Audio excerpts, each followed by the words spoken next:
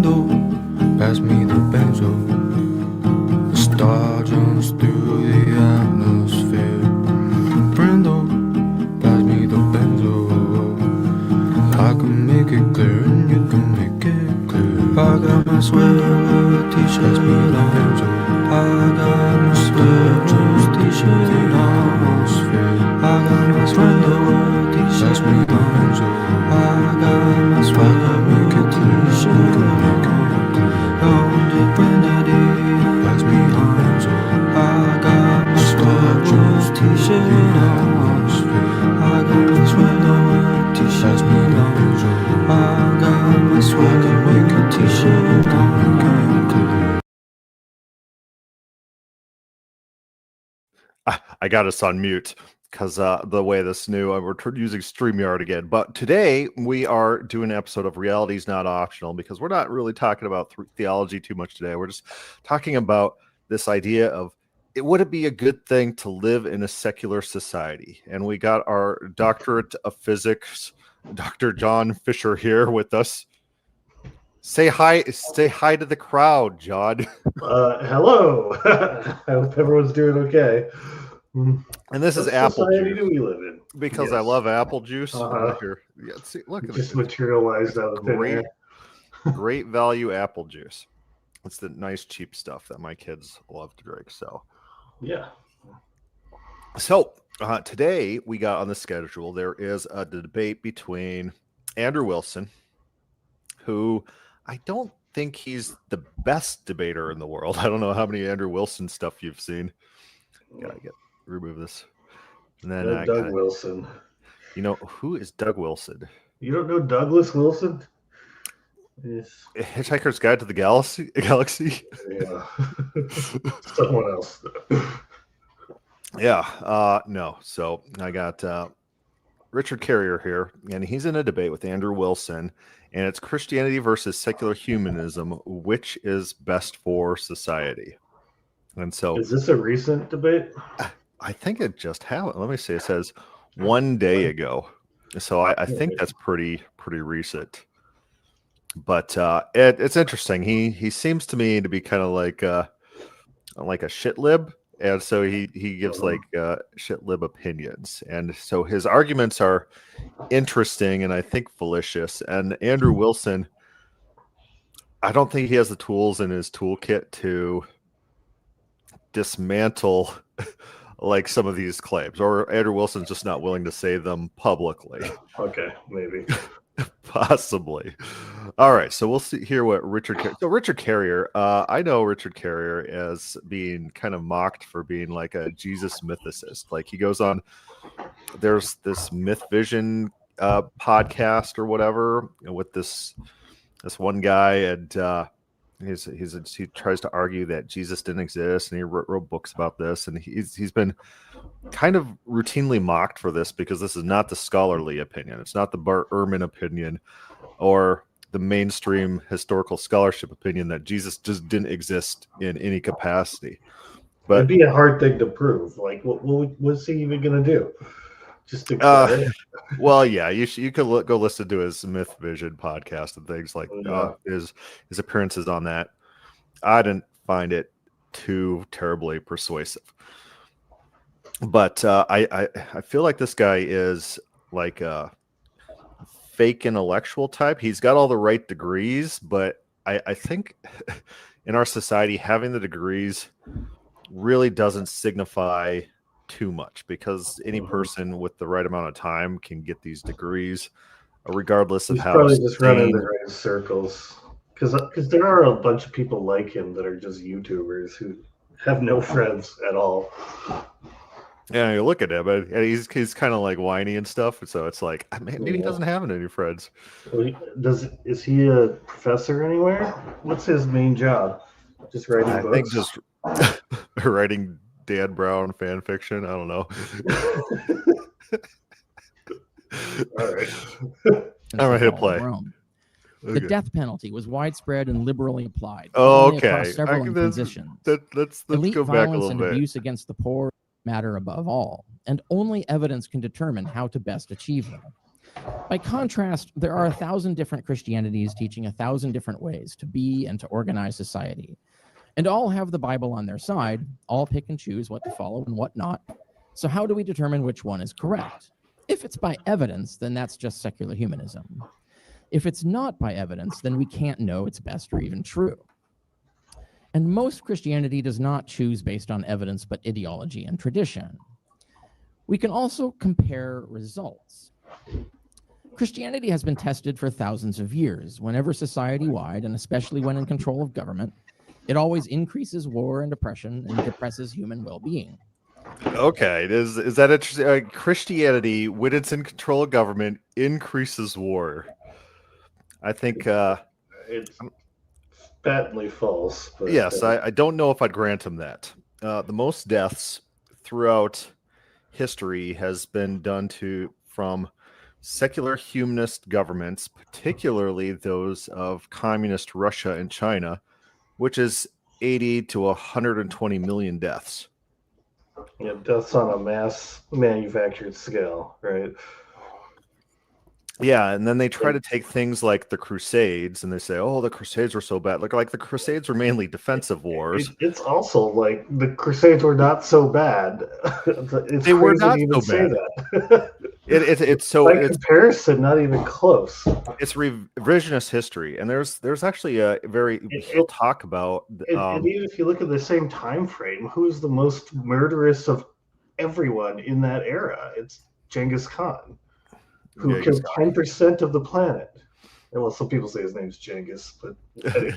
Yeah, well, yes, and but then the he Islamists. was definitely not Christian. And he killed 10% of the living people on the planet. It's like, what are we talking about here? Yeah, this is like a high school level historical analysis, and so there's a very good episode. I think it's the Pete Quinones podcast in which he talks about the Inquisition and facts and truth regarding even the Inquisition, which is unfairly historically maligned. Yeah, it was And like then 200 people got in Right. trouble. and the Inquisition, the Catholics, they weren't the ones persecuting; they were just identifying people and quizzing people. And then guess what? Spain enters like this golden era where there's no war for like 100 years, while the rest of Europe is. They identified all the people who were subverting their government and removed them from power. Yeah, that's what they did. And then issued in peace. The people who are attached to the legacy of the Inquisition, the people who are still in a sense attached to the people who were the targets of the Inquisition, are the ones also writing such negative things about the people. Like the Jews were forced to either convert to Christianity, leave. They weren't allowed to circumcise their Christian slaves anymore. They weren't allowed to open the gates of Toledo to let the invaders in. Although that Inquisition was so terrible. It was like 1,000 deaths over hundreds of years. Like, what is this? Well, I mean, not over hundreds of years, but yeah, fine. By contrast, when Christianity is set aside and policy and decisions are made based solely on evidence and reason, we got the first human rights-based. Is that what happens when Christianity is set aside? Everyone, I can see. I think we just gave a bunch of examples of what happens after Christianity is set aside. Right. It's not facts and reason. There's not. These people are so delusional. They think that you can have a government by informed scholars that just look at the evidence and make rational, straightforward decisions. Yeah, that's how you get these COVID vaccine mandates, shutting down the entire government, destroying our economy, mass casualties, and people getting harmed by untested vaccinations.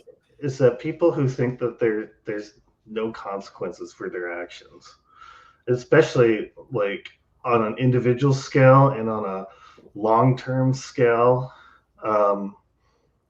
they start lying a lot. They start cheating a lot, and they start behaving in really weird ways. If you look at the bizarre politics that's sort of self-destructive, or we don't have to go into it too deeply right now if you don't want to, but Europe is basically self-destructing because of its post-Christian perspective, which is to constantly lie about everything.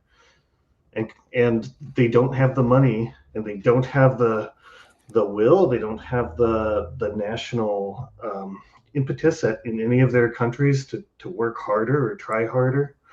The Germany, like, only 15% of population said they would even stand up if they were invaded to fight in a war, because they don't No one's care. going to die for Germany. They don't care. No one's going to care. No one wants to put their life on the line to fight for this failed state run by like middle-aged Secular bad humanists. ladies, bad Yeah. lady women who are You just know? flooding them with foreigners. Yeah, It's like there's yeah. this is what happens. We see what happens when we These countries are this secular state. self-destructing, and they act like, oh, it's no, they don't self-destruct because they didn't happen immediately. Okay, well, 2 or 3 generations is still a self-destruction, especially for Things societies destroy that slowly. So require a long time. Yeah, exactly. and so the people who are into accelerationism, it's like it takes a long time. So things happen very slowly, then things happen very quickly. And so Soviet Union took a long time to self-destruct with their policies, but it finally did come to a head and self-destruct. And so same with Europe, same with the United States. Our entire judicial branch is enacting anarcho-tyranny. I was watching various podcasts today. There was this one guy, he said, oh, I was in prison because I beat up the guy or killed the guy who was raping my sister. And when I got to prison, the guy was a lifetime guy. He was in jail for the same thing. Some guy was raping his sister. He went out and killed the guy and spread his body everywhere. Now he's got life in prison because people are taking matters into their own hand and doing what the state should be doing. We're living in that secular society, and what you get is anarcho-tyranny, in which pro-social individuals are being penalized and antisocial elements are being released to create bedlam within the communities. And so I don't think this secular humanism, we're experiencing that. And we're saying a lot of things based off of a little bit that he said, but he has not made any evidence yet for his claims. He's literally just flat out declared secular humanists are peaceful. Like, he's not, I don't know if this is his introduction or what, but he has not brought up anything to support himself yet. All right, we'll play. Based constitutional democracy since the pagans invented the idea and Christians refused to readopt it 2,000 years ago.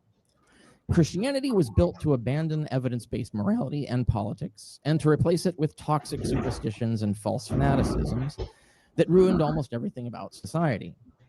Secular humanism is about no longer listening to those ideas and instead reclaiming evidence-based morality and politics. The observed effect of that evidence-based morality. What do you think he's talking about there? I'm not really sure, in all honesty, because, like, maybe he's adopting the Sam Harris idea that you can use evidence to determine what the best morality is, but I don't think that's a meaningful concept. You have, like, you figure out how to optimally get to what is moral. You don't decide optimality and then from there discover morality. Right. So he does do this back and forth in their questions and answers. Andrew Wilson tries to press them on this. He's like, oh, what is morality? He's like, well, if you have a goal like increasing human lifespan, then you can build a morality around that, whatever. But why is that your goal then? Yeah. Oh, that's like, and he doesn't have an answer for that, really. Right. And is seen across the developed free world, from Japan to Sweden, Taiwan to Finland. And so it's probably also a very big mistake to think that Christianity, the traditions, the morals in Christianity are like arbitrary and don't have deep structural roots within humanity. It's like a lot of the Christian values that you see reoccurring across other civilized societies. The code of Hammurabi, where it's eye for eye, tooth for tooth type of stuff, where there's some sort of retributive justice for wrongs that are done. And so you'll see these cropping up in actual societies that are able to police their own and become prosperous. And so to say that they're arbitrary, to throw them out and replace them with unproven things that just of your whatever you think is going to work best is probably not understanding fundamentally human nature at its roots. I think in a lot of sense they don't even do it based off of what works best because they're really attached to their own ideologies. This religion of equality above all, which has led to essentially oppression narratives everywhere.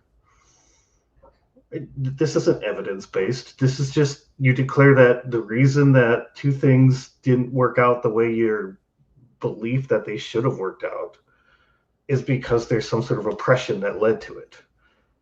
And so I'm sure he's attached to that, which is why he's attached, like he's declaring the great values of democracy, where I think a lot of us would step back and be like, okay, democracy is just a system of government. It's not, it isn't self-justifying in any weird way. Yeah, he might be under this boomer mentality where it's like, oh, democracy means anything good that I like, and like being against democracy is so terrible. I remember in college reading articles like Kaplan's Democracy, the God That Failed, that talked about all these systems, all these countries that tried to implement democracy. Remember, Liberia was a country founded on a document that looked almost identical to our Constitution, but instantly it became a racial hierarchy, slave state, where blacks were enslaving blacks based on the tones of their skin. It became a hellish nightmare, even though it had the same founding documents as the United States. Yeah, and so there's clearly a lot more than just whatever the rules are that you declare.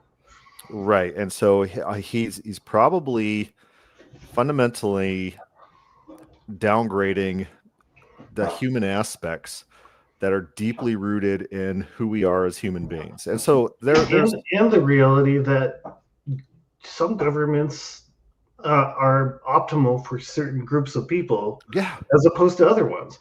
That there isn't this one size fits all government that everyone should adopt. Did I tell you my Saddam Hussein stories? Well, first of all, in Jordan, like everybody has like Saddam Hussein bumper stickers or whatever. And so I got myself photographed with them or whatever. And so I'm flying to Alaska one day, and the guy next to me, he's from Iraq. And I'm like, is he like he grew up under Saddam Hussein? I'm like, what was growing up in Iraq like under Saddam Hussein? And he's like, let me tell you. He looks at me, he's like, let me tell you this. Saddam Hussein was a very brutal guy, did a lot of terrible things, but I'll tell you what, if they resurrected him and had a vote tomorrow, he'd get 90% of the vote. like we as America overthrew a massively popular dictator. And yeah, a lot of dictators are popular, right? Yeah, and it's the system works for them because they are in some sort of society which has these values of hierarchy and tribal affiliations, and you need a strong man to unite and to hold things together. Syria turned into a hellhole after Assad was outed. So arguably, a democracy by its nature is you're setting yourself up for a conflicted state of existence. Like you've created two or more parties that are constantly fighting each other, demeaning each other, and are constantly at war.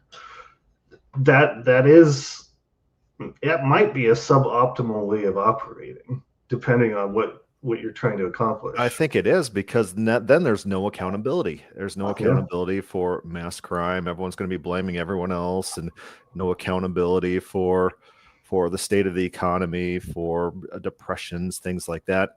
Everyone has outs, and you create, in the United States at least, you've created a permanent like ruling caste of Democrats and Republicans who just trade power and then enact exact same policies. Regardless, deportation of criminals is a massively popular. It's one of those 80-20 issues. Massively popular. It's a super popular issue, but there's a lot of wealthy people who are profiting off of it, and therefore it's maintained. And so we're under this guise of democracy. The will of the people is not being enacted. And in fact, if the will of the people were being enacted, all the pundit class would cry, "Oh, fascism! This is so terrible. It's the worst thing in the world." Well, that's like populism is some sort of negative term from the punditry class.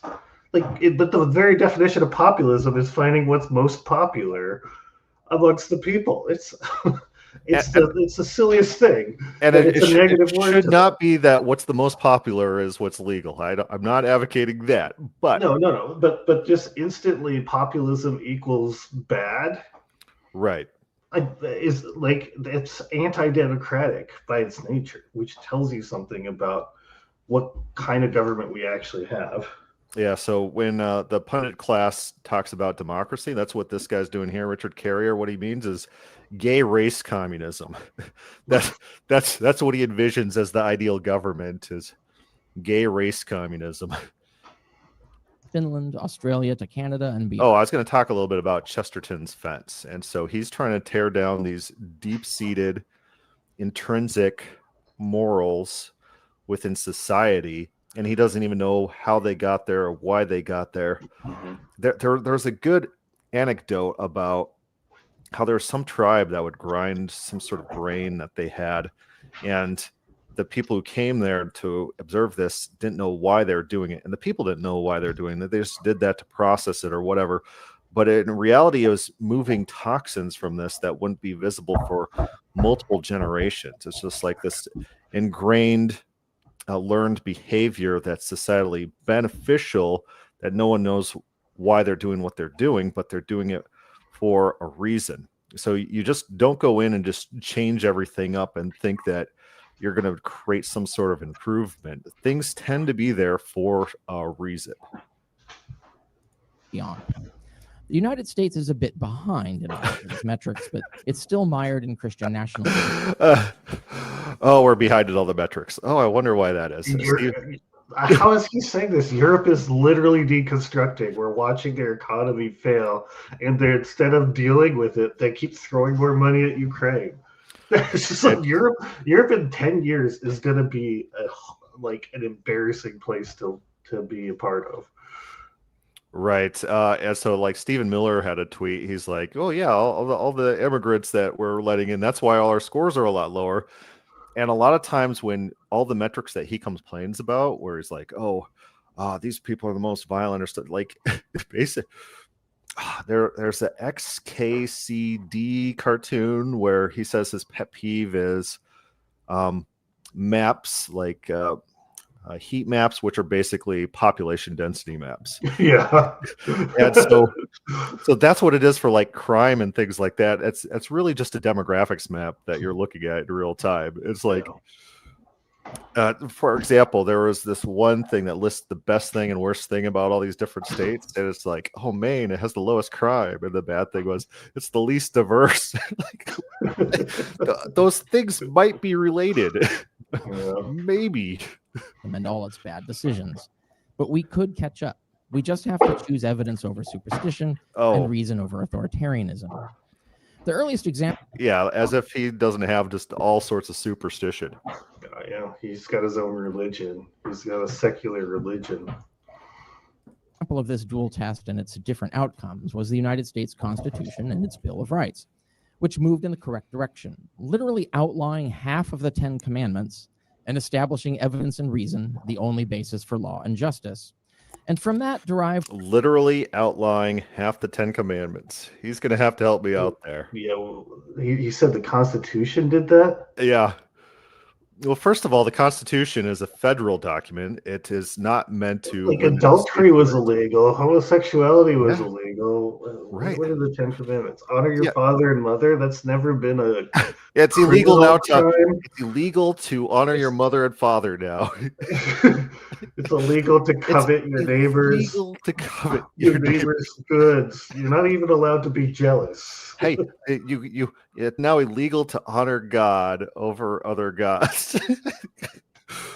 So the Constitution is a federal government. So state governments can and did have their own state official religions. Like that was a thing. So he's doing this high school level propaganda. It's Yeah, like he learned it it's as very obvious what people thought about the Bill of Rights by what they did literally right after they were written.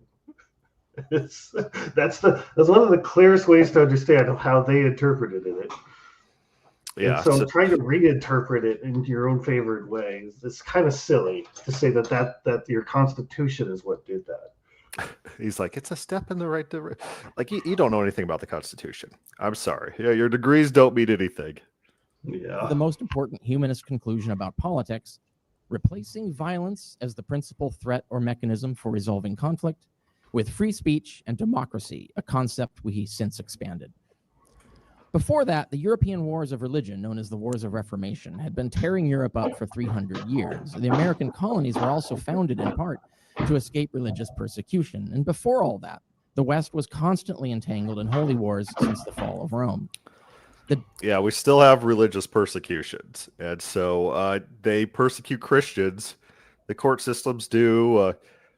The homosexual who tried to bake a cake in Colorado harassed and hounded and weaponized the entire legal system to destroy Christians. It still happens, and the churches who were shut down over COVID, who had pastors arrested for trying to give sermons. This persecution still happens, but he just approves of this type of persecution because it's his side doing the persecuting.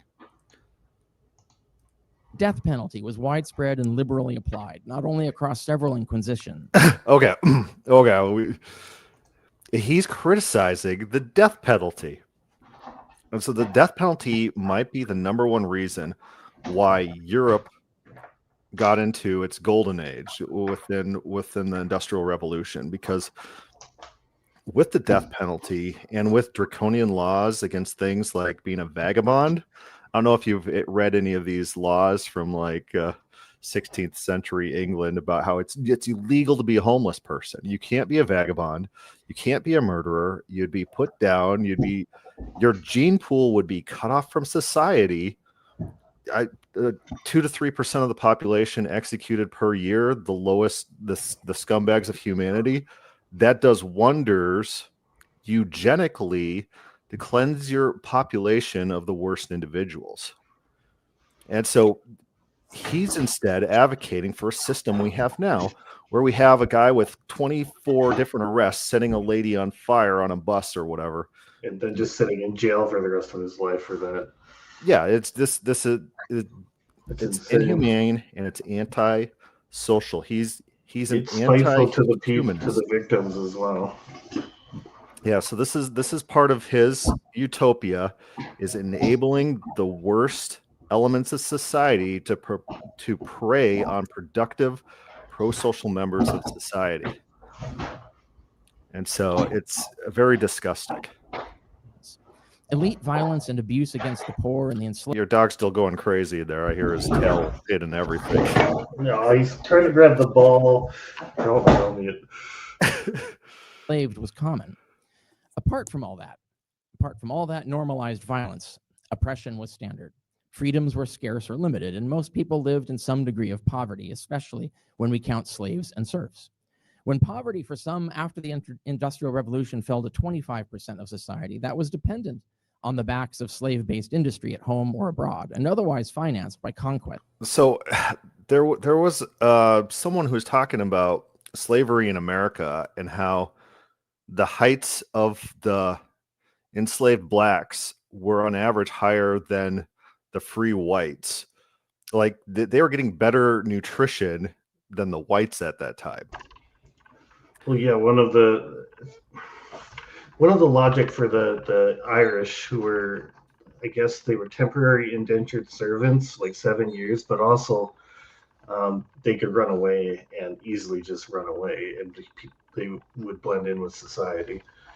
So the logic for the people who brought them over would be to work them to death. And so they worked them really hard, where most of them didn't make it. Yeah, so where you didn't want to go, the majority of the slaves that were bought in Africa, they're bought in Africa because different African nations would enslave their own people and sell them. Most of them were shipped to the Caribbean and Brazil. It's like those people were just destroyed and killed, basically, just worked to death in these inhumane conditions. Only reason that the United States has our slavery issues is because, relatively speaking, they were well taken care of. And so you get a lot of anti-historical complaining by these individuals. Oh, slavery was just the worst thing in the world. So is starving to death. That's a terrible thing. Being in America is pretty nice, regardless of how you get to America. And when those slaves are counted, the actual poverty level was still around 50%. This is all well established in studies ranging from Martin Ravallon's The Economics of Poverty, History and Measurement, and Policy, Measurement and Policy, and Michel Malot's The Poor in the Middle Ages, an Essay in Social History, as well as Guido Alfani's Economic Inequality in Pre-Industrial Times for the Journal of Economic Literature. That removing religion and replacing it with human-centered evidence-based reasoning would have resolved or prevented almost all of this has also been well established in modern scholarship, ranging from Hector Avalos' study Fighting Words, The Origins of Religious Violence, and The Reality of Religious Violence from Biblical to Modern Times, to Steven Pinker's Better Angels of Our Nature, Why Violence Has Declined, and Michael Shermer's The Moral Arc, How Science Makes Us Better People, which all summarize extensively. Michael Shermer's The Moral Arc, How Science Makes Us Better People. Steven Pinker, doesn't he have a bunch of emails now with Epstein that is now public? I wouldn't be surprised. Yeah, well, so the most interesting thing about these leaks of Epstein is that he's an idiot, shit lib science nerd, like science good, but he's like a moron. You just read his emails. He's not very smart. He was just one of these Redditor science lovers, and so I think that's more interesting than anything else I've seen from these Epstein leaks. But yeah, that's their company.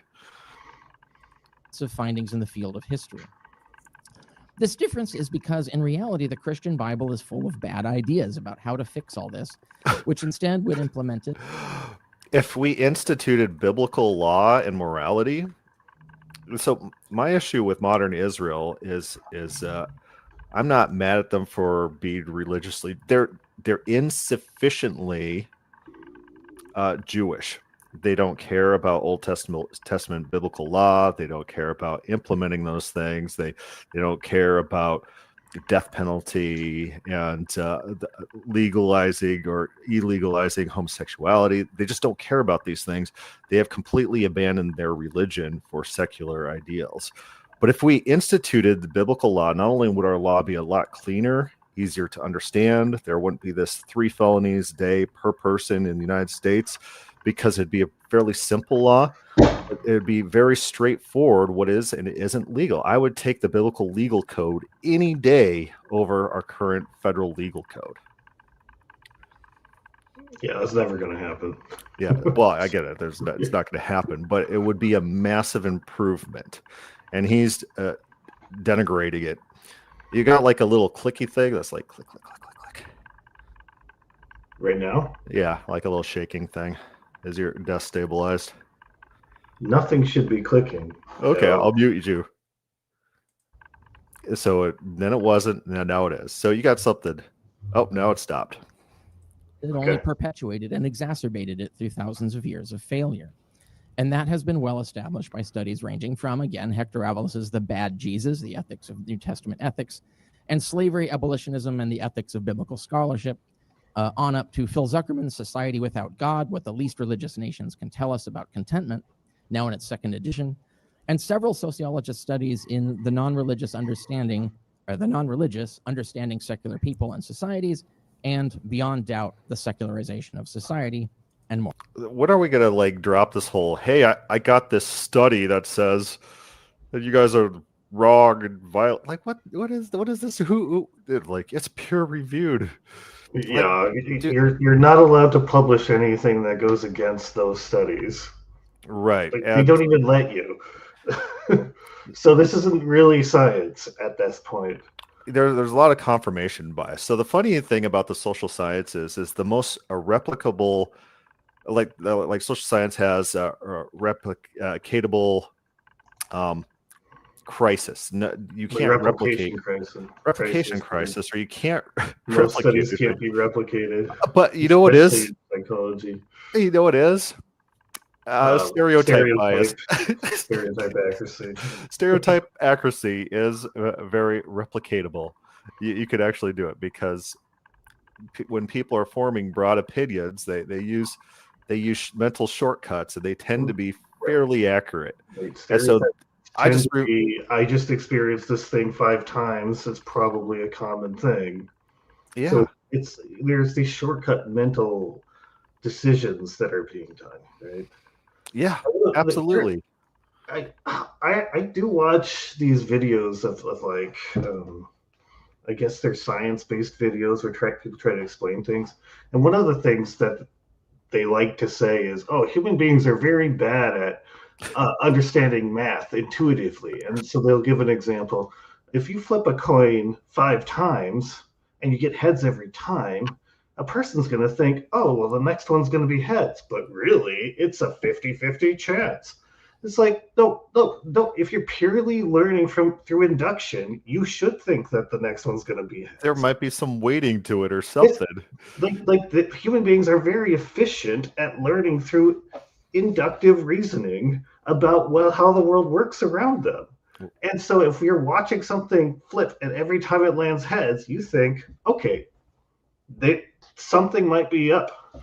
You don't assume that it's just a random low chance, because the chances that you flip heads 5 times is actually really low. It's more likely that something weird's happening, that you're getting heads all the time. Right. And you should guess that you should get heads the next time around. I just remember high school, and we're being gaslit by these idiot teachers. Like most public school teachers come from the bottom third of college graduates. They're not the smartest people in the world, but they would try to gaslight us into thinking slippery slope was a fallacy. And then remember that, and they tried to gaslight us into thinking that our stereotype bias. I had one teacher. Okay, so she pulled out these papers and she gave them out to the class, and she was like, "Yeah, here's a list of people. Who would you want to be your neighbors in the neighborhood?" And one's like a gay couple, a black family, a white family, and then everyone is supposed to put down who they want, and then she collects them up. She's like, "All right, it turns out the black family is the nicest people ever. The gay people are so nice they mow your lawn. The white family is a bunch of drug dealers." like what is this? You made up these insane arbitrary stories to go along with this object lesson, and like this is oh man, I was like, this is insane. How are these people, how do they have jobs?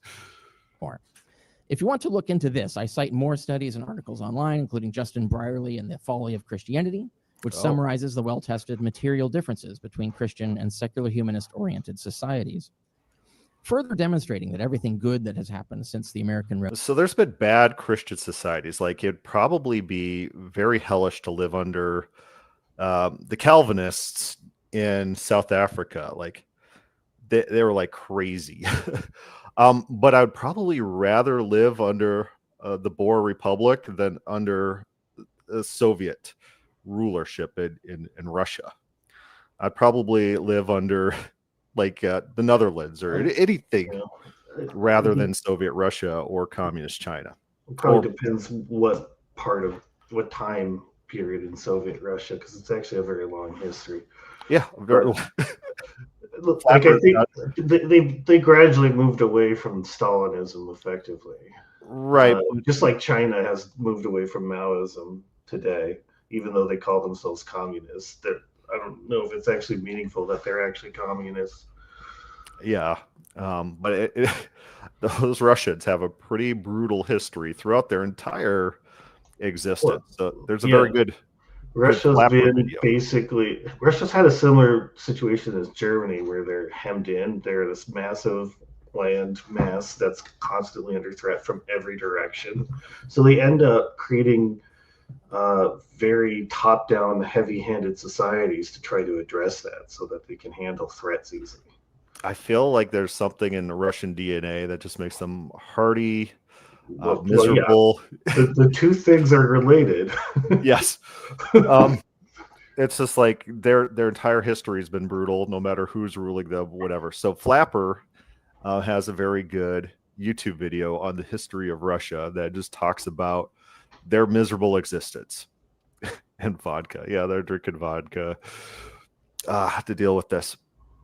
But yeah, so I don't think his peer-reviewed studies prove, and I think a lot of his peer-reviewed studies are mixing up correlation and causation and things like that. Revolution came from abandoning the Bible and replacing it with secular moral and political philosophy.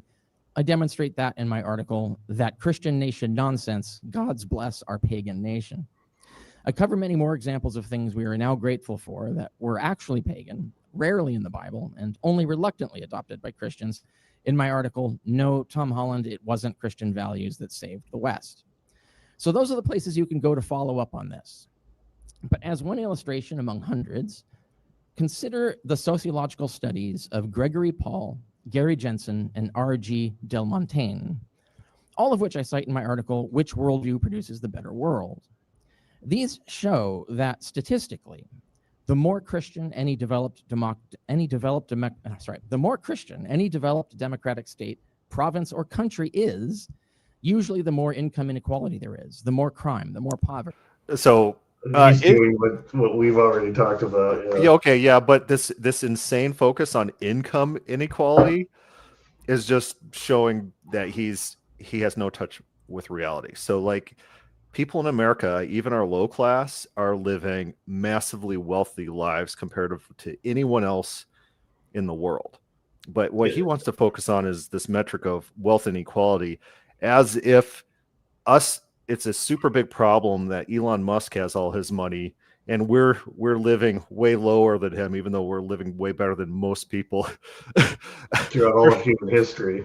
There was this shit lib that was on my Facebook, and he posted this meme that said that like, what was it, 10% of the people in the world have like 90% of the wealth. And I said, this meme is about like world statistics. And so you look at your income, you're part of this. Are you trying to say that you need to give your income to third worlders? And he's like, no, it's not. I'm like, yeah, it is. Run the numbers. How much money do you make? He made like 60,000 a year. He's like, that's not enough to live. I'm like, yeah, but at that income, you're the top 10%. Your meme is say that you should give your money to other people. He's like, I can't live on this. And like, he like blocked me. And like, you're an idiot. You people are morons. And so, we have income inequality in the United States where we're living fabulously wealthy.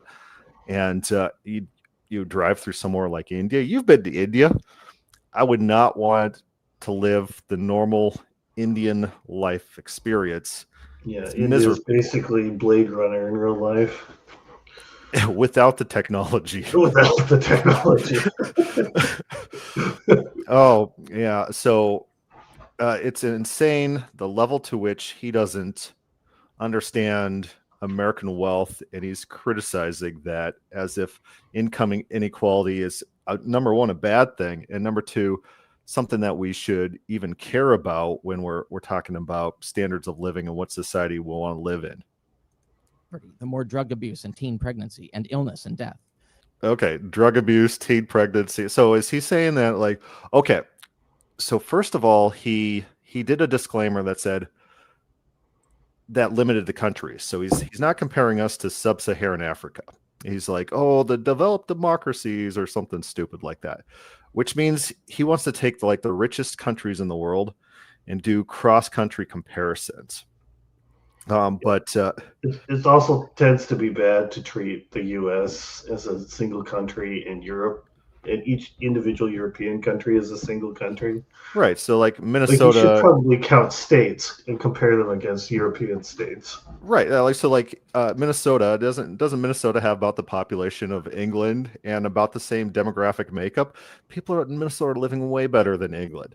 And so there was an economist who said to Milton Friedman, he's like, oh, the Swedes have like almost no poverty. And then Milton Friedman replied, he said, well, that's interesting because Swedes in America almost have no poverty either. So he's pointing out that you can't make these cross-country comparisons without considering demographics. And so I'm reminded of a very good article by Iowa Hawk, because Paul Krugman wrote an article. Paul Krugman's a famous economist. He lost his mind and he started shilling political points, but he started saying that Wisconsin has better test results of students because they're unionized, and evil Texas, they don't have unionized teachers, and so they're getting worse test results. And so Iowa Hawk pointed out that if you just actually look at the demographic breakdown and just compare blacks to blacks and whites to whites and Mexican to Mexicans, Texas scores higher in every demographic. Yeah. The only reason like Wisconsin was doing better than Yeah, Texas. I remember that article. It's just like, the real question is, why does Wisconsin treat its blacks so poorly? Yeah, why does Wisconsin teachers hate black kids? Yeah. Because the black kids in Wisconsin were doing worse than black kids in Texas. Yeah. So the only reason Wisconsin was doing so well is because it's a lily white state. And so this is exactly what he's doing here. He's like, oh, Sweden's very socialist. And then look at how they live compared to the United States. I've been to Norway. I've been to Iceland. These people don't live better than us. They might live more clean lives, like where there's not very much crime and things like that, but they're not materially better than they're not they don't have bigger houses. Half their income goes away anyway, and they're just sort of living in small apartments. I saw like software developers in Sweden, in Stockholm, make about on average 70 grand. It's in the main city, and that'll get you maybe a small 2-bedroom apartment to live in, because people basically spend about half of their take home on their living. And so if you think about it, they're spending half of their take home. They've got no money to spend on anything. They really don't, because they're already taxed half of their income, and then another 50% going to living. Yeah, so even these countries, these like the Nordic countries, although he wants to compare us to them, we are living better than these people. And the reason he wants to compare us to them is because they are Norwegians and Swedes who tend to score higher on all these little factors that he cares about than the general population. And so it behooves his worldview to try to make that into his evidence. Right.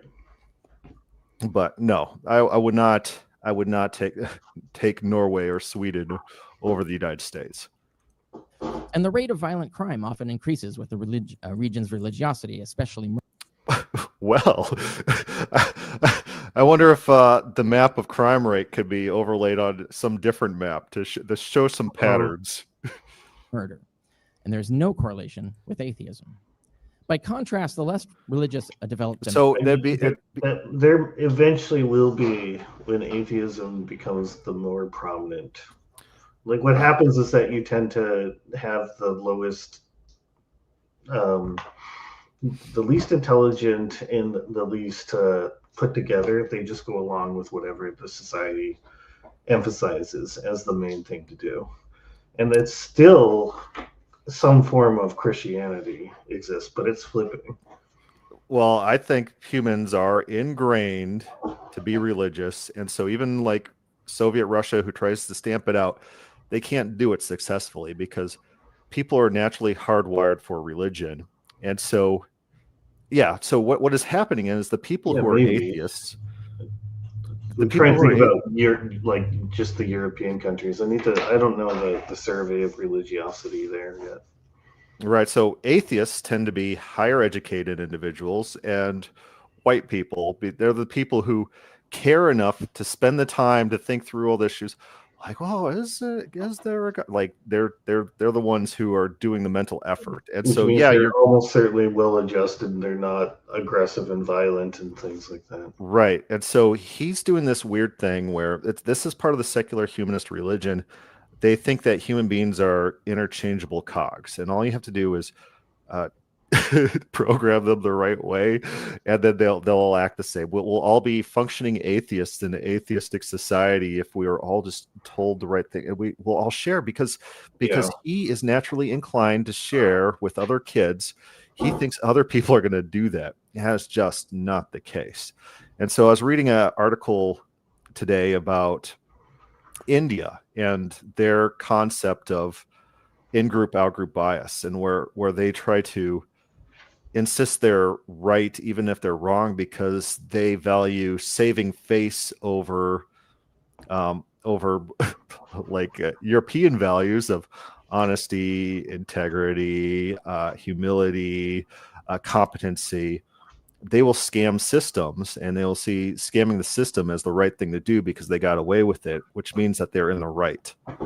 And so there's an entire culture that's ingrained into these different populations that he hasn't internalized, that other individuals don't operate on his cultural assumptions. And you're not going to be able to just wipe away those cultures and replace them with whatever little community he grew up in.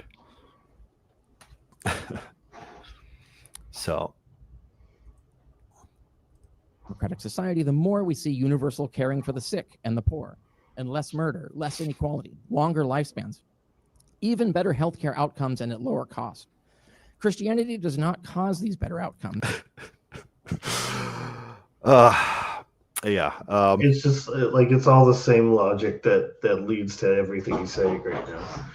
Yeah, Soviet Russia, as a secular humanist society, ran on secular humanist values. Up to 60 million dead, maybe at the higher estimates, 20 million at the lower estimates, 10 million before a single shot was fired in World War II. 10 million had already been killed. So it's incredibly destructive. You get these people in power that think that it's their duty to shape humanity into their perfect society, and it leads to countless deaths. And it's in service of something that's fundamentally infeasible, is reshaping human nature. You can't do it. So it never did in 2,000 years. Only evidence-based, human-centered reasoning did this, often against Christian opposition or indifference. Nasja knows what I'm talking. That is the term for it. Is that? Have you ever heard about that, No, John? I have no idea what that means. Nasja seems to know what I'm talking about. He might be from India, but that is the term. So Google it if you don't know what that is. It's about in-group, out-group bias and trying to vie for status rather than competency. Like, of course, not all Indians or anything like that. But these are cultural norms that you got to contend you got to contend with. So sometimes you'll be at these places. Okay. When I was with you in India, like all these Indian women were like telling me just the worst advice ever. It's like I was trying to find a bathroom ever, and they're like, "Hey, leave all your stuff on the bus." I'm like, "What are you talking about? Is there like, if I go into this store, is there going to be like a anti-bag policy?" And they're trying to say, "No, it didn't turn out to be any of that. They were just making up crazy things to try to tell me to do." It's like, what is happening? And I would have been completely out of luck if I didn't bring my bag, because there was no toilet paper. There's just a hole, and there's a scrub brush in a bucket that you're supposed to scrub. It was so bad. The communal scrub brush. Just a random hole.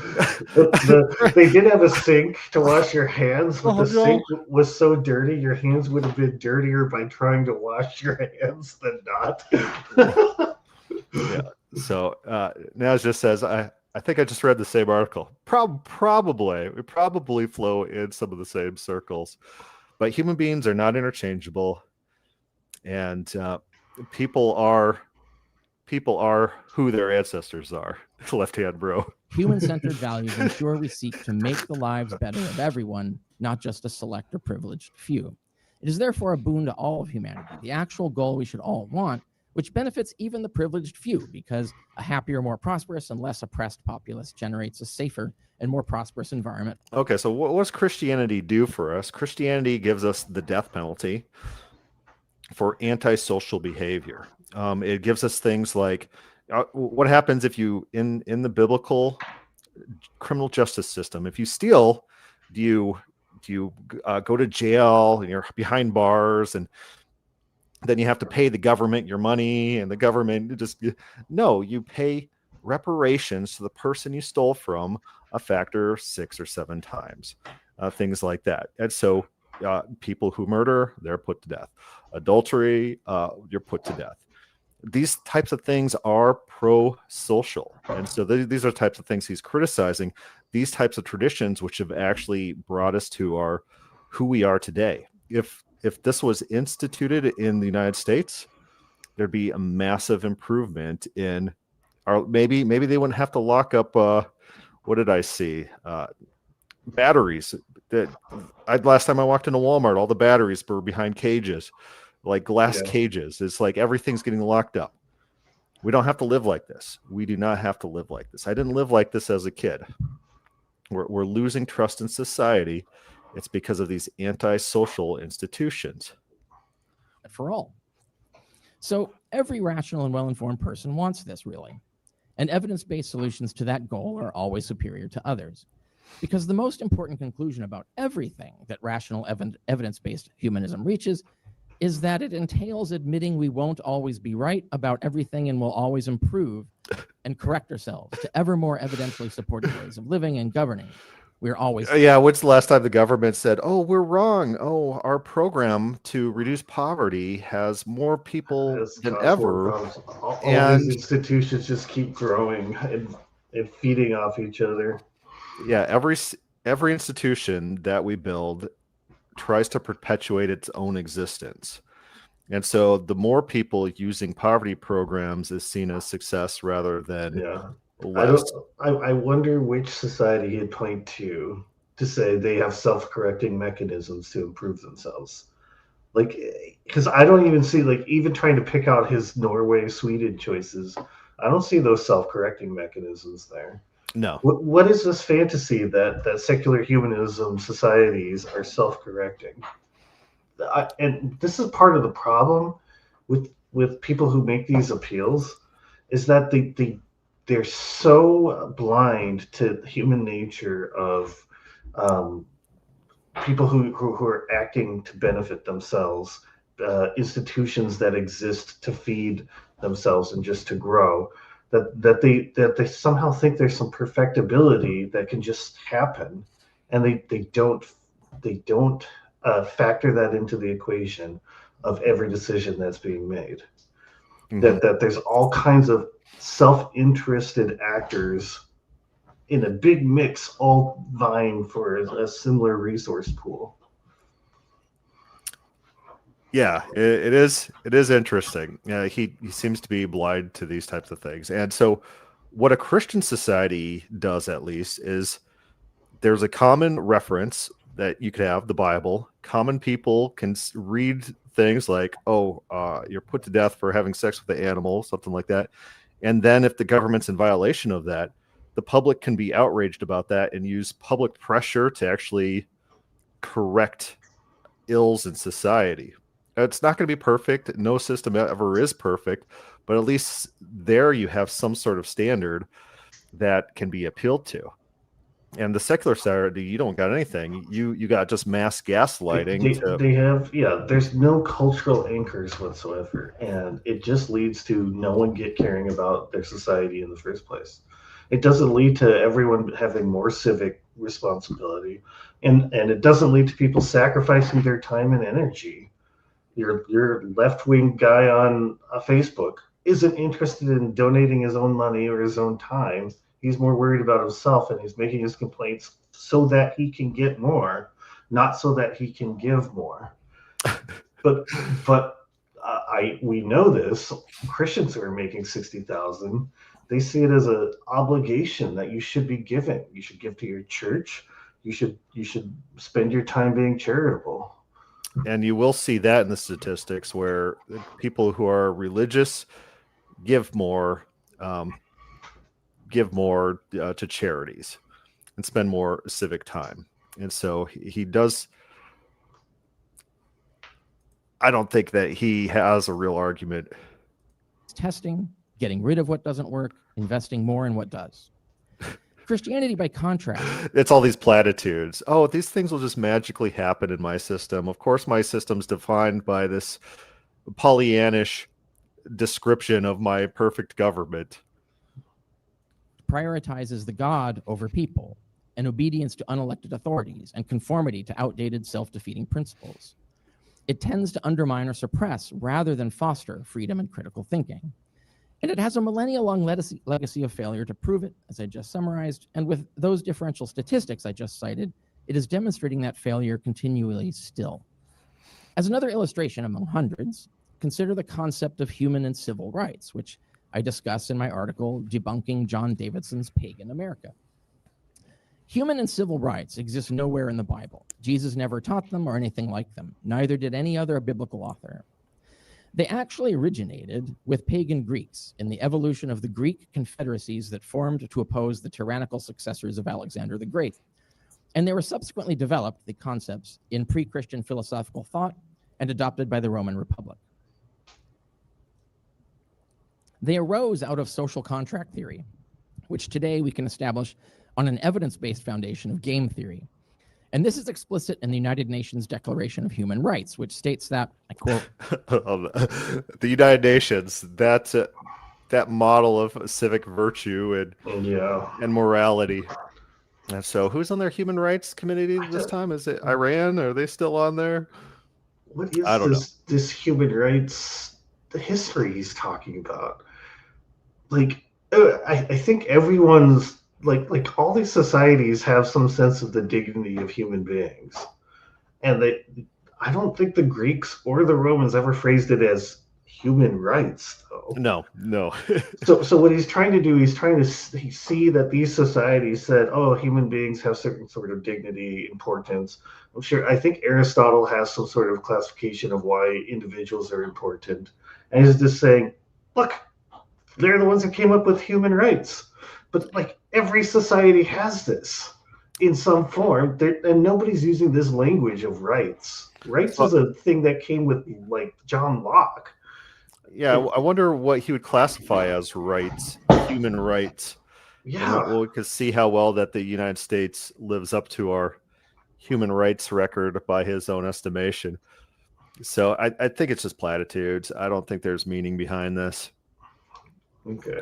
Does the government actually give us the right to life, liberty, pursuit of happiness? You're not even allowed to speak your mind, really. Yeah, they'll lock you up at the drop of the hat. The people who try to go off grid, they'll come and say, you must be connected to public utilities for your own safety.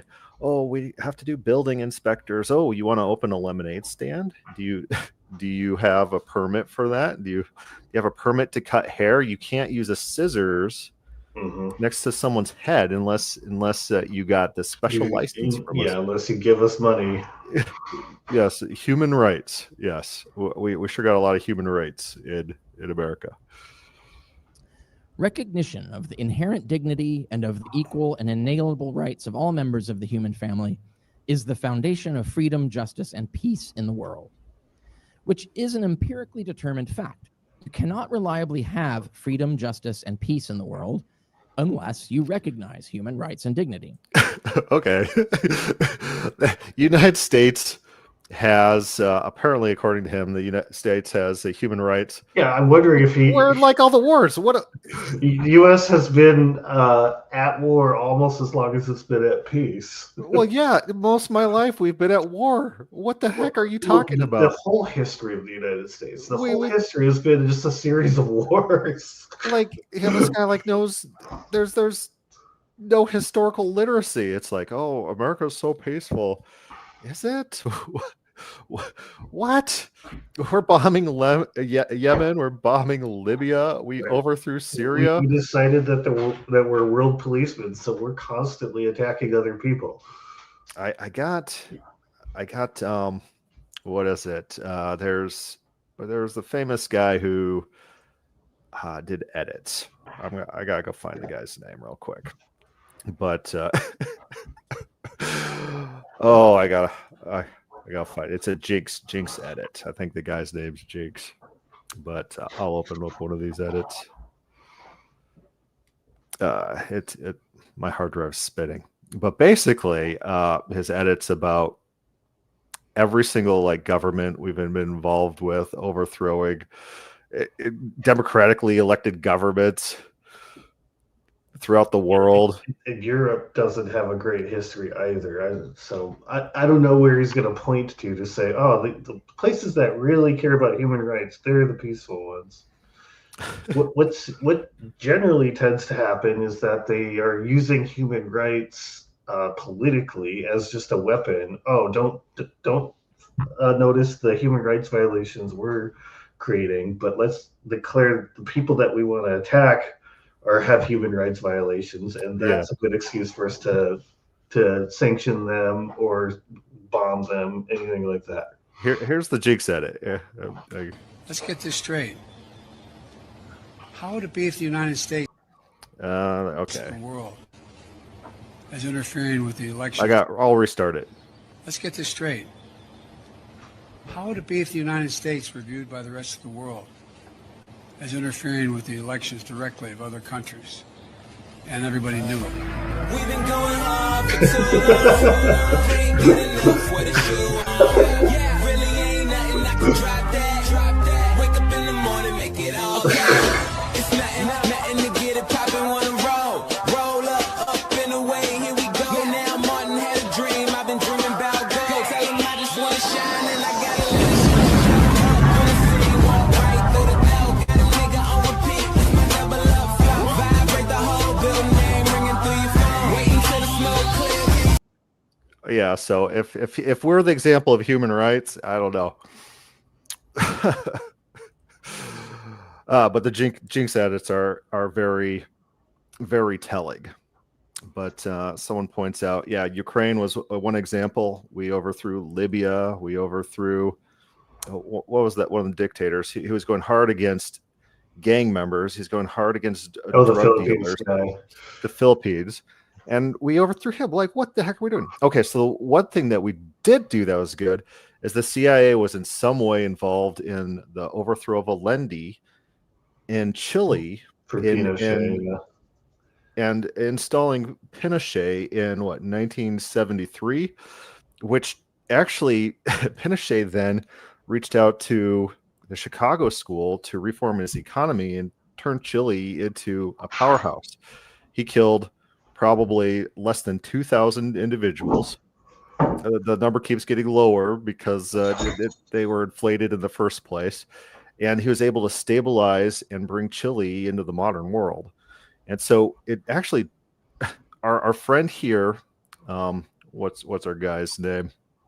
Richard Carrier, he's going to say, fascism never works out, but he's going to call people like Pinochet fascists, who for very little cost, overthrowing radical communists who are very murderous. They're arming guerrillas for a communist-style takeover in Chile for little human cost. We were able to institute a working, free government within this country and saved a lot of people. But of course, he's going to hate people like that.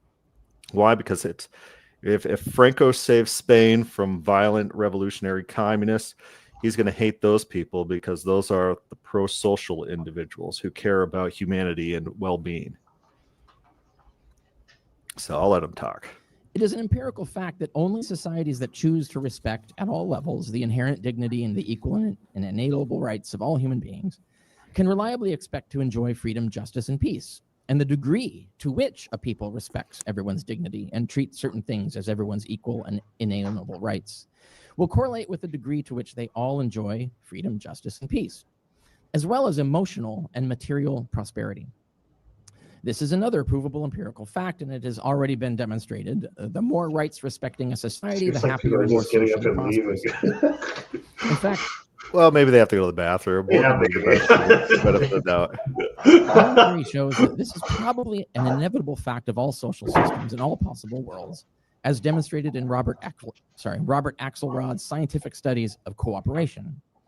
And within ourselves, when rational and informed, we should all want to be this sort of person in our own moral lives, because otherwise our behavior will be self-defeating in our interactions with others, and because upon any rationally honest confrontation with who we are, we will despise ourselves when we become the sort of person we despise. If he says rational enough, that means his position's rational. He just...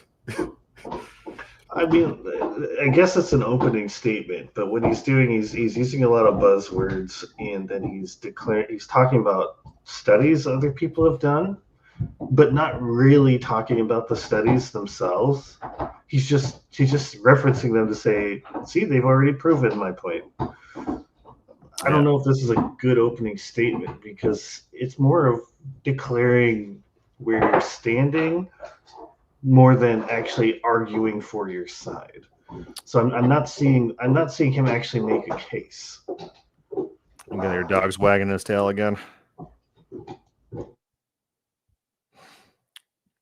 No, I was trying to pull up on my phone. Try to pull up the book I was reading on Pinochet.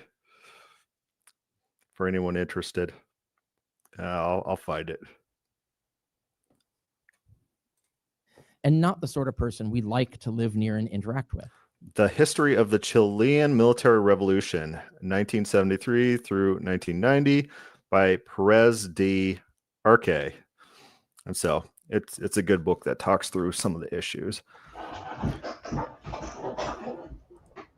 Psychological science has shown that hiding behind lies to avoid either of these realizations is ineffectual, because everyone needs to be rational to achieve what they want, and that always entails being honest with oneself and not hiding from the truth with false beliefs. I provide a starter bibliography of the relevant science I'm referring to here in my peer-reviewed study for the journal Religions, titled Objective Moral Facts Exist in All Possible Universes. It was peer-reviewed. A guy who agreed with me read it and said it was good. He's my peer. And that includes science establishing the deep dissatisfactions we've documented of even narcissists and sociopaths, compared to the more readily accessible satisfactions of the honest and caring. But key starting points on that include Roger Bergman's Why Be Moral, Walter Sinnott Armstrong's series on moral psychology, and the recent analysis of Stephen Morris, The Complex Relationship Between Morality and Happiness Around the World, which shows that liberal moralities correlate with happier people, while conservative moralities correlate with more miserable people. Well, do you buy this? That leftism is more happy than right-winging? I don't think it. I don't know. It's not even been shown to be true. Like it's very clear. There's been studies that show contentment. I think you could easily go on YouGov and look at these polls, which are taken regularly. Where like, how do you rate life happiness? Life happiness, and then it'll measure, and then it'll see your political affiliation. I think YouGov, you can see over time, it hasn't changed. The left just tends to be, they're more neurotic, which makes the left less happy overall. That's just a normal thing of being left-wing. So it would be crazy if he's saying that it's not that case. Okay, so here's one poll that has liberal conservative happiness gap persists across all demographics. Leftists are at like 53 and conservatives at like 58. So there's basically a 15-point spread in how they rate just on just normal Googling. So lefty girls crashing out on TikTok. Yeah, they tend to be neurotic, and so. Yeah, it tends to be neuroticism that's driving the unhappiness, which happens to be good for motivating people politically, because you've got people who are always unhappy and you can always point at a scapegoat, right? Yep. So you're very unhappy, especially if you're not religious and very unhappy. You focus on politics exclusively, right? That is where you think your solution to your unhappiness is. So they can mobilize people in a crazy amount of energy just by capitalizing on that unhappiness. But the problem is you have self-destructive and miserable people that you must always be around. All right. Apparently you gents don't know Debates Con from Dr. James Kuntz of Modern Day Debate. You lost half a point for that. I don't know what this comment means. I guess we don't. That's true. We definitely don't. Well, I think the guy who hosts Modern Day Debates is that guy who Subway paid him to put an advertise on his body, and so now he gets free Subway for life. And so that's who we're dealing with here for the proprietor. I don't know if is that guy, Dr. I don't know. Evincing a direct link between empathy and trustworthiness and every individual's best interests. So, both prongs of secular humanism need to be understood in their different functions. What secular humanism finds to be the best government and what it finds to be the best way to behave and live, which are not identical. The one must be a certain way to allow the other. What is okay? He's trying to argue what is better for society, secular humanism. And so he's going to say, my model of secular humanism, which entails all these features, which are very idealistic and unrealistic, that's better than Christianity, which has all these features, which which are very rigid. Yeah, cherry pick the negatives of Christianity, cherry pick the positives for your own. Yeah, well, it's not even cherry picking because it's not even based in like reality. He's just grabbing things out of nowhere. Right. So it's like this hallucination of what his ideal society is going to be like. And so this seems to be his argument, his hypothetical Pollyannish society versus reality. When we apply reason to the evidence, we discover that governments should only exist to maintain a civil society in which everyone can pursue their own lives according to their own worldviews, and only managing conflicts between them in the interest of maintaining civility, especially. Yeah, I agree. The government should execute people. Which government does this? Which government does what he's saying? Yeah, well, I agree, Richard Carrier, that the government should execute murderers and execute people who are thieves, like career thieves, and punish vagrancy. I'm so glad we agree on this. Joshua says, I would pay good money to see Chris Fisher attend the next event, Debate Con 7, to see if anyone would debate you on agreed upon debate proposition. That would be interesting. I will debate whether or not Pinochet's form of government brought Chileans into a level of prosperity that they've never seen before. Or if Allende hypothetically would have been better for their country, bringing them into extremist communism based on 30% of the vote. Especially through peace and justice, and by only evidence-based policies. People are then free to advocate for, live by their own moral conscience. This is what the UN means by respecting rights being essential to ensuring peace and justice, and by the freedom to conduct ourselves in whatever way our reason decides, so long as it is compatible with the civil society needed to maintain those freedoms in the first place. This is the right to speak and think freely, the right to believe in whatever religion or philosophy you choose, the right of association, the right to an equal say in who constructs and manages our government, the right to not lose our life, liberty, or property without due process of law, the right to access food and water and shelter. These are examples of the kinds of rights we have in. Oh, man. I don't know. Are any of these rights actually rights in any of these countries? Yeah, most of these countries, these European countries he's talking about, it's illegal to identify yourself as certain political parties. Yeah. And so there's entire subjects that people are getting thrown in jail in England for posts on social media at an astounding rate. It's insane. Yeah. I don't have the stats pulled up in front of me, but when I saw how many arrests there are on social media, speech code violations, it's absolutely insane. And so I don't think that we should just let anyone just believe anything. It's like, I think there's very violent and dangerous elements of society out there. And absolutely, you should crush communists at the source. All these Antifa terror cells going around breeding violence and anti-socialism. It's naive to think that you have free speech. In the U.S., what they do is they regulate the companies that would host you, so that you aren't able to use them properly. So you're still not able to speak freely on those platforms, but they're doing it indirectly to make you think that you're free to speak your mind, but you're actually not. They shut you down, so you're not able to speak anyway. You're just not directly experiencing it like in England. That it's supposed to be. There's a Supreme Court case basically saying that if the government pressures a private company to censor, then it's a violation of the First Amendment. But of course, that only goes one way. Well, So during the Biden regime, they had government agencies pressuring. Mark Zuckerberg reveals this in some of his yeah, testimony, where government agencies were yelling and screaming at Facebook people to delete and censor posts. It's like, so it only works one way. And it's his secular society in which we're not allowed to speak and think freely. and there's a million ways they can punish these companies anyway. They don't have to like directly say, "Oh, we're doing this because you didn't obey." They suddenly launch investigations and audits into the company. They suddenly stop giving it the grants that they had promised. There's a million ways to come after the people that you want to control.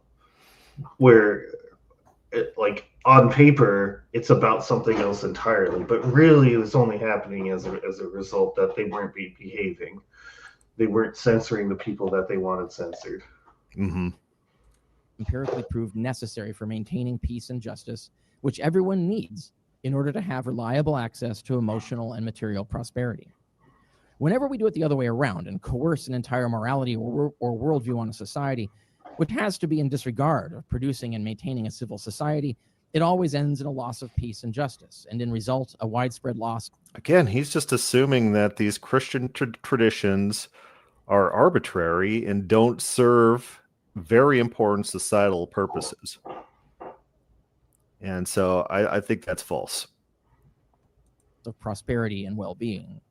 So we know empirically why we need a limited government and not a moralistic one, a government maximizing freedoms as far as won't impair them, to ensure a stable civil society as a backdrop. So we also have an aggressively moralistic government. It's just one of the ways that they push their moral demands is they just redefine everything as rights. Suddenly, the right to murder your child is a right that's protected. Nowhere in the Constitution, we just declared it. So suddenly, it's now an enshrined right that if a teacher decides your kid is a transsexual, then the government will force it on you, and you don't have a say over it. Mm-hmm. This is his enlightened society. It's a very, very moralistic society for predatory and nasty morals. But this isn't some fantasy world where we're not basing things off morals. We're just playing word games right now. So there's a TED Talk that Sam Hyde did. He got on TED Talk somehow and just talked absolute nonsense. But a lot of his nonsense is coming true. Like one of his phrases was state-enforced homosexuality. Yeah. And so like these things are coming true. Experiment and debate and embrace ways of living. While that common government, which we also empirically know to be successful, must serve everyone, not just a select few, and collect and allocate resources at the decision of its shareholders, the people. Because governments are just corporations serving the people with their own bylaws and boards of... He's just talking. He's like, well, it's ideally government should do this and this and this and this. Like, what are we? Are we at like a libertarian speech convention where everyone's just talking about ideally what they think? Some fantasy country, some fantasy government that never works out that way. Like what are you building? Like fan fiction for like what is happening here? It's like it seems like he's just repeating things that he was saying 20 years ago when I guess the internet didn't wake people up to the fact that reality doesn't match these fantasy ideals about what a society, especially what Western society looks like. Yep. I think it's funny that this is his opening case for secular humanism is just this like a fantasy what are we like platitudes and phrases. It's like you're just saying things. What is this? Directors, and every citizen owns one share and thus has one vote, so no one has more power than another. It thus needs to be neutral as to individual morals and worldview, and only intervene when conflict threatens life, liberty, or property, and only in response to evidence, not to ideology. Everything else is fascism, and fascism always ends badly. Except for Chile and Spain and or El Salvador, except for everywhere. The one time it ended badly is when the entire world ganged up against it to crush it. Yeah, I guess it always ends badly when the entire world gangs up on them. They unite with the communists. Yeah. I recommend a well-sourced video on that by Digital Gnosis, Fascism, and Christian Nationalism. So our founders tried to build our government so that it wouldn't collapse into that failure mode, because as soon as you allow the state to dictate... Yeah, El Salvador is doing really good. They were like one of the highest murder rate countries, and overnight they just took all the gangbangers, they threw them in jail, and they're not letting them out, and the crime rate plummeted, and everyone's Yeah. happy and doing well. And The- all the American leftists, like this guy, they're crying bloody murder. It's like, let's enable antisocial elements of our society to prey on common people. It's insane. Yeah. This is effectively a form of broken windows policing, where you punish harshly the minor infractions, and it guarantees that, because it's always repeat offenders, you guarantee that those repeat offenders are removed where they don't do harm anymore. Yeah, it's like, so like there used to be those 3 strike laws, and everyone would complain, oh, he was thrown in jail for stealing a Snickers bar. What was his first 2 crimes? Like rape and murder? This is always the case. Like, like I don't care. It's like, yeah, we could fix the crime problem in the United States overnight. All you need is political willpower to do it. It's not hard. It's just a very easy switch to do it. And one is executing criminals. morality and worldview. It's just a matter of time before you get outvoted and morals and worldviews you hate get installed to control you instead. The only way to avoid this is to build a government that is robustly neutral about private ways of life, treating everyone the same, which means not equally, yes. because everyone in their Which government does that? Which one? and which means Please tell me, which government does that? Which secular humanist government can and will Any. do that in some Which sort of government? objective? Anywhere. Like, what is this? not in disregard of the evidence and the aim of general human good, but in response to them. And then you should exercise. So David says, bro is still experiencing puberty voice. Yeah, he's like probably like in high school, he'd be like a D&D nerd who's just disconnected from reality and living in his own mind. I feel like that's what we're experiencing here, is just him bloviating about his perfect society that he thinks would exist only if he was given political power. And then he probably would have to be given, someone pointed out, one of the first comments, that if he was in control, he would just go on a murder rampage. That was about Sam Harris. Oh, yeah, Sam Harris would too. That guy's a psychopath. These people are lunatics. Sam Harris is a lunatic. And they can't be trusted with an ounce of power. They're very mentally unstable people. But yeah, I don't think that this is practical or realistic. Is your protected freedom to live your life by the morals you find right, as long as you respect everyone else's rights and thus maintain a civil society of peace and justice. And on that, secular humanism applies the same 2 principles: human well-being before all else, and only what evidence and reason prove serves that end. So thank you for hearing me out, and I hope you will explore these ideas and the evidence for them. So the benefits of Christian society is some sort of more objective standard that doesn't allow just any person to add any whimsical, oh, trans rights are human rights. Then race politics, like, yeah. So historically, the progressive movement started with the progressive gospel. They were mixing Christianity and progressivism. This is like in the early 1900s, and it got a bad name for the same reasons it's kind of mocked today, which is it's so busybody and aggressive. But progressives moved away from it, not for the name, they just rebranded themselves, but they moved away from the Christian elements of it because it turned out to be more restrictive to them than they would have liked. People would be asking, well, does the Bible say that? Doesn't the Bible emphasize XYZ instead? And they were hamstrung by that. They weren't able to push all their ideals that they wanted. So they started dropping Christianity and targeting it instead. I think there's like a Jeffrey Tucker quote, kind of along the same lines, is when the communists found out that communism leads to poverty, they made poverty the goal.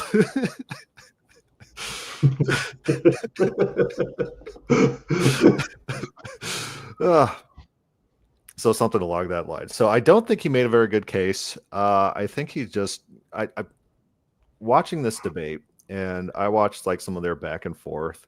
I don't think Andrew Wilson does a good job of diffusing this absurd rambling of Richard Carrier and pointing out how it's just mental self-pleasuring rather than anything intellectual. He wasn't making a case. He's quoted all these nonsense studies to say, oh, these people are happier. So if we, oh, that is another fallacy as well. I remember in high school, part of the gaslighting, like the same teacher would be like, look at this chart. Look at how much more money people make by going to college. All you have to do to make more money is go to college. Well, yeah, that's the everyone's the same. Just do the same thing. Right. And so if everyone in society just went to college, we'd all make that much more money. The problem is then college became mainstream. It became subsidized. People got those college degrees, and what you got is a credential inflation because guess what? Everyone standing up in a theater doesn't actually make, if one person's standing up in the theater, he's going to see the screen better, but everyone stands up, it's not going to work. And so you're confusing correlation and causation. And so even if these things are true, like, us secular humanists are a little bit happier, it's like, yeah, what if you enforce that on a Haitian? Now, is the Haitian going to now be happier? Is he going to be better off? The average random Haitian with the Haitian culture? And I guarantee you all the studies the guy's citing is not that they treat all human beings like they're just interchangeable. Yeah. Yeah, like, absolutely. People stand up in a theater and you're worse off because actually sitting down, if everyone's sitting down in the theater, you're approximately the same height. Everyone stands up, only the tall people succeed. Yeah, that's me. That's what standing up at a concert's great for me. Yeah. Which is like you send everyone to college, then only the smart people succeed from college education. All right. What was my other example that I was oh man. Oh, I lost it. But something about man. Oh, yeah. Again, I'm just emphasizing this is that the communists thought that people were malleable. They could create the perfect Soviet citizen. All you had to do was break enough eggs, kill enough people, stamp out religion, and then you could mold these people into the perfect Soviet citizen. We've tried these experiments in treating people as moldable and interchangeable. They just don't work. So a better system than one in which treats every single person as if they're interchangeable cogs is one which lays down a standard set of rules and just holds everyone accountable in the fullest for those. There's no letting people off. Oh, you could plead mental insanity and now we don't have to execute you for murder. Like what? And being insane should be an aggregating factor for murder. You should be punished more harsh. You need to get those people out of society. Right. The attitude for punishing more harshly is it's even more important to get those people out of society. Whereas you think everyone's a blank slate, then insanity is just another disease that has to be fixed, right? So then you got to just figure out the psychological reasons, the bad upbringing a person had. So one of the big differences between right and left is this fundamental perspective. Are human beings bound to their nature, or are they the universal? Or can they transcend and just become a blob of anything they like? And the right tends to think human beings are bound to their nature, and therefore you have to devise a society that accommodates that. And that there's a lot of different ways, but it also means that not every society is meant for every single person. Some governments are better for certain groups of people than others. Yeah, absolutely. We overthrew a massively popular dictator who created stability in Iraq, and then replaced it with what? A countless years of civil war, millions of deaths. That's what we went and stabilized Libya. What happened? Death, civil war. Syria, the same thing. We think that we could just impose democracy on these people. It just doesn't work. So, yeah, I think for all his talk about how he's not superstitious and he doesn't have a religion and he's using evidence and science, these people really discard a lot of these things because they're wedded to their religion, which is secular humanism. I don't know if you ever read David Noble's book, Worldviews in Conflict, but he lists secular humanism as one of the world religions or whatnot. But it really is a world religion. It has tenets, it has faiths, it has a cathedral, it has a belief system, and it's actually remote from science. It's removed from science. Genetic, it's IQ, very clear biology. that these people have a very clear set of declared moral standards, and no evidence will ever change their mind about it. I mean, the biggest one with progressivism, of course, is equality is the one true God. And therefore, anytime people behave differently, it must be some sort of oppression happening that led to that, because equality is what everyone should end up with. With a lot of like just general liberal academies, they tend to just think knowledge, pure studying science will lead to the solutions for everything. And it doesn't actually act in a scientific way, which is funny. It just sort of worships the results of a process without caring about the process itself. Yeah. And then tries to harness that to justify their priors in the first place. Yeah, absolutely.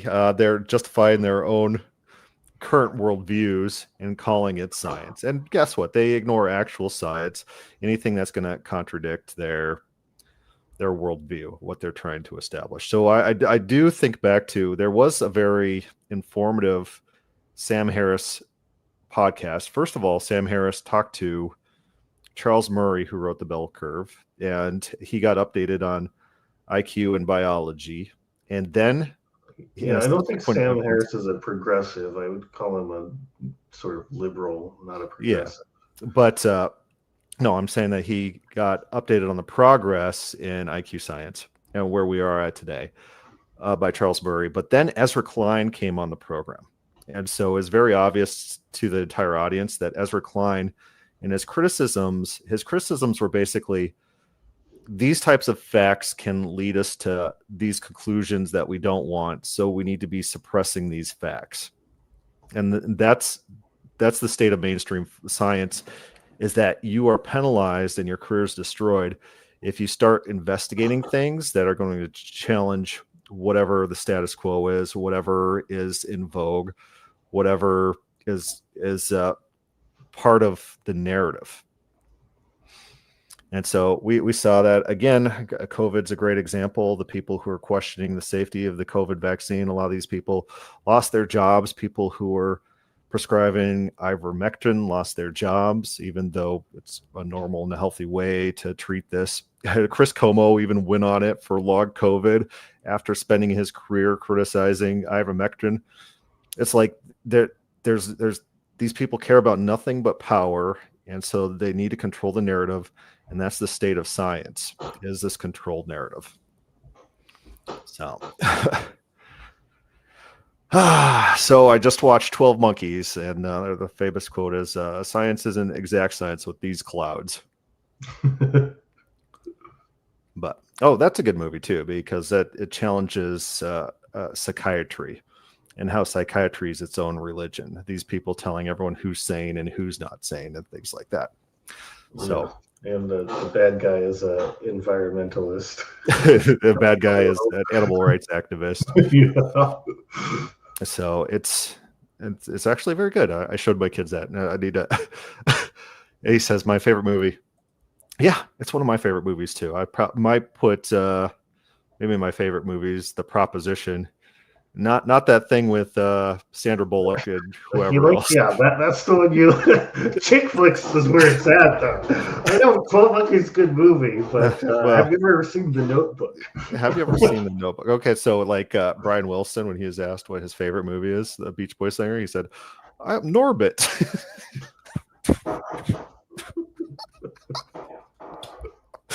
He just got endless flack for that. Like he had just. Okay. Oh, I do have to. I'll tell a story real quick. So when I was living in Michigan, like I was at Wendy's with my wife. We're just doing like a date, and we're just sitting there like eating fries or whatever. And the next table over, this girl, this young like teenager girl and boy, they're sitting there and they're on their date together and they're talking and we're listening in, and we hear her say, she's like, oh yeah, I think my favorite movie ever is Liar, Liar. And I look at my wife like, oh, imagine how sad and pathetic of a life you would have had to live if your favorite movie ever is Liar, Liar out of all these choices. And then there's like silence in the restaurant. And we look over, and then both of them are staring at us. They're like, oh, hi. Hi. Oh, that's so funny. But all right. Well, I will let you go. We got through this opening round. I don't think there's anything else from this except for Richard Carrier is probably not my go-to guy for anything of substance. And I think he doesn't have a rhetorical skill like Christopher Hitchens, but making the same arguments that Christopher Hitchens was without the ability to sound without the ability, the clever. charisma. Yeah. Just some like nerdy guy who read Hitchens books with the silent copy. There's there. Oh, I'm not going to edit. So you can finish that thought.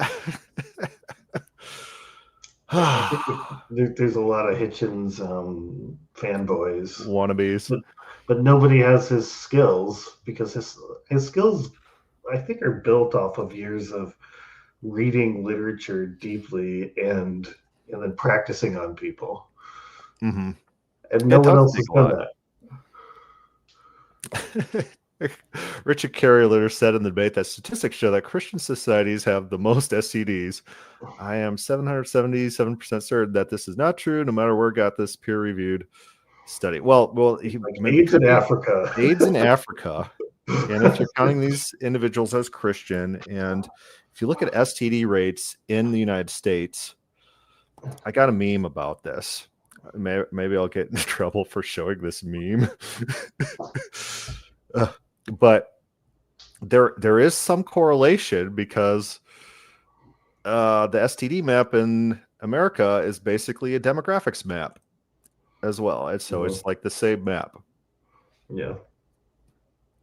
So it's going to take too long to find. I'll just outro us and then skip cancel culture. Oh, right. So be wary of statistical conclusions, which are really just demographic maps. All right. Any questions or comments on that? Put that down below, or probably this is a political post. Probably don't want to be discussing it in the God is Open Facebook page, but just have all the debates in the comments. That'll be pretty good. I don't know.